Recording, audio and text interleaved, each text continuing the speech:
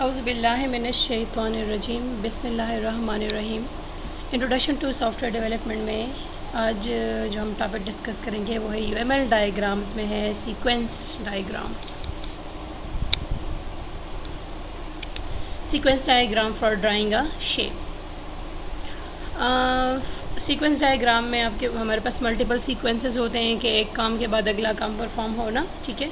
सो जो भी हम शेप ड्रॉ करेंगे, जिस टाइप का भी शेप होगा, चाहे वो लाइन होगा, सर्कल होगा, रेक्टेंगल होगा, ट्रायंगल होगा, डिपेंडिंग। सो पहले उस शेप को सेलेक्ट करना होता है। तो ये हमारे पास मल्टीपल ये 3 टाइप के सीक्वेंसेस आ सकते हैं, ठीक है। फर्स्ट जो है this one, create a tool, ठीक है। अब वो टूल जो टूल सेलेक्ट होगा, ठीक है, आया वो लाइन का है या वो रेक्टेंगल का है या स्क्वायर का होगा। तो रेक्टेंगल, अगर हम ड्राइंग की बात करें, स्क्वायर पे रेक्टेंगल भी ड्रॉ कर सकता है और जो है स्क्वायर भी ड्रॉ कर सकता है, डिपेंडिंग, ठीक है। या किसी भी टाइप का शेप ड्रॉ करना है। सो पहले वो क्रिएटिंग का टूल है, फिर ड्राइंग है, और फिर अब ये जो है क्रिएशन ऑफ टूल, तो हमने सेलेक्ट ये लाइन किया है। सो हमारे पास जो ऑप्शन आएगा, रिजल्ट आएगा, that will also be a line shape.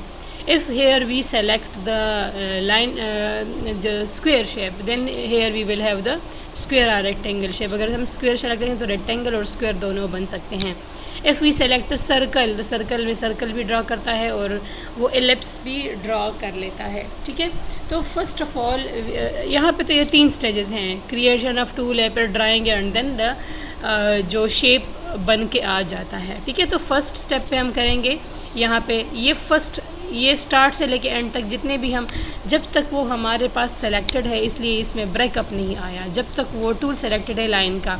अगर लाइन के बाद कोई और टूल सेलेक्ट करें तो फिर ये ब्रेक आ सकता था, फिर अगला ये क्रिएशन ऑफ टूल आता दोबारा, और उसके बाद फिर लाइन की जगह कोई और शेप होता। तो यहाँ पे थ्रू आउट हमारे पास अगर टूल लाइन ही सेलेक्टेड है, सो जितनी भी ड्राइंग होगी, जितने भी हम लाइंस क्रिएट करेंगे, जितने भी हम ड्राइंग करेंगे, that all will be line, जब तक हमारे पास लाइन टूल सेलेक्टेड है। अ क्रिएशन टूल, अब ये new shape line and add line shape. अब शेप जो है वो वही बैकएंड पे तो उसके कोई फंक्शंस ही होंगे, जिस तरह वो हम पेंट में करते हैं, बट दैट इज़ हमें तो एक बना बनाया पेंट सॉफ्टवेयर मिलता है ना, ठीक है। उसके अगेंस्ट कोई ना कोई काम हुआ होगा। अगर हमने वो सेलेक्ट किया है, देन हमें फ्रंट पे वही लाइन जो है ड्रॉ होगा। तो जब तक वो लाइन सेलेक्टेड है, तो वो ये सारे ड्यूरेशन जितना भी हमारा सीक्वेंस डायग्राम है, ये बीच में ये ब्रेक नहीं आएगा।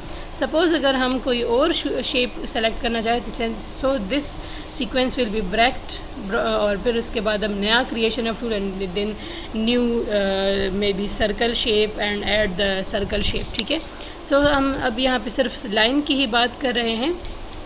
सो create a line tool new, तो वो लाइन के लिए वो जो स्पेसिफिक आइकन बन जाता है माउस का, ठीक है, जो कर्सर है माउस का, वो जो है वो उस तरह अपनी शेप में आ जाता है। और फिर अगर हम उस पर कोई भी ड्रॉ करें, अगर हम क्लिक करेंगे तो वही लाइन शेप ड्रॉ होगा। अब ये ड्राइंग का है, ठीक है। अब ड्राइंग एंड रिफ्रेश रिफ्रेश मतलब ये कि अगर हमने एक चीज़ ड्रॉ कर ली, we can draw more than one lines. अगर हम जितनी दफ़ा उस क्लिकिंग करेंगे और ड्रैगिंग और ड्रॉपिंग ऑफ द माउस करेंगे, उतने time.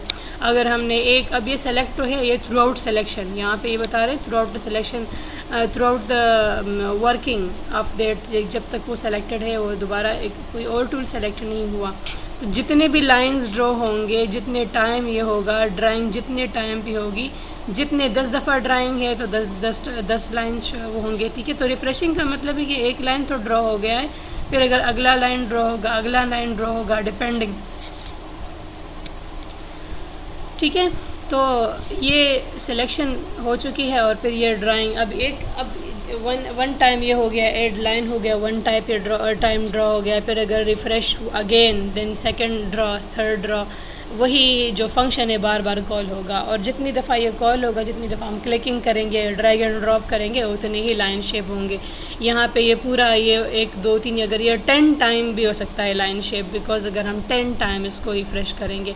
So selection of tool, ठीक है, एंड देन अब इसमें सिर्फ 3 स्टेजेस है। सेलेक्ट करेंगे टूल को, फिर ड्राइंग प्रोसेस होगा और हमें कोई रिज़ल्ट आएगा।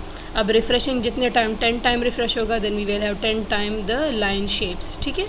सो this is the sequence diagram for drawing a line. जितनी भी एक्टिविटीज़ परफॉर्म होगी और ये आपस में इंटरकनेक्टेड है। क्रिएशन ऑफ टूल है, फिर इसके बाद ड्राइंग है। अगर ये टूल हमने क्रिएट नहीं है we can not do drawing and then we will have no shape.